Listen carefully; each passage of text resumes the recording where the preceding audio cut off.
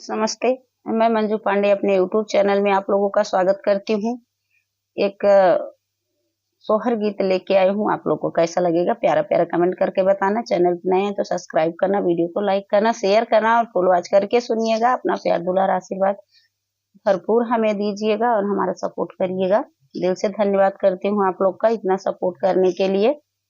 काले काले बाल बाल मैं कई सऊरिया में झांकी आए सऊरी या में झांकी आए हो। काले काले बाल बाल मैं कई सऊरी या में झांकी आए सऊरी या में झांकी आए हो।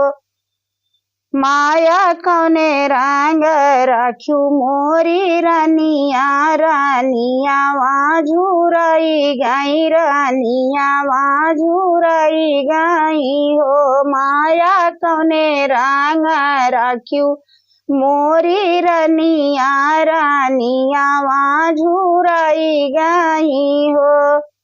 दी है माई गाठिया छोहर कटोरा भरी दूधवा कटोरा भरी दूधवाई हो। दी है माई गाठिया छोहर कटोरवा भरी दूधवा कटोरा भरी दूधवाई हो। बेटा तोहरे वियोग वाके कारण बहुआ वाझुराई गाई बहुआ वाझुराई गाई हो।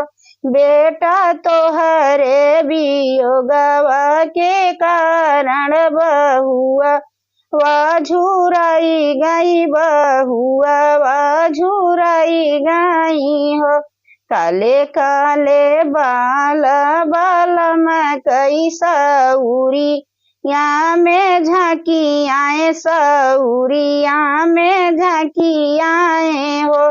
भौजी कौने रंग राख्यू मोरी रानिया रानिया वाझुराई गाई रानिया वाझुराई गाई हो। भौजी कौने रंग राख्यू मोरी रानिया रानिया वाझुराई गाई हो।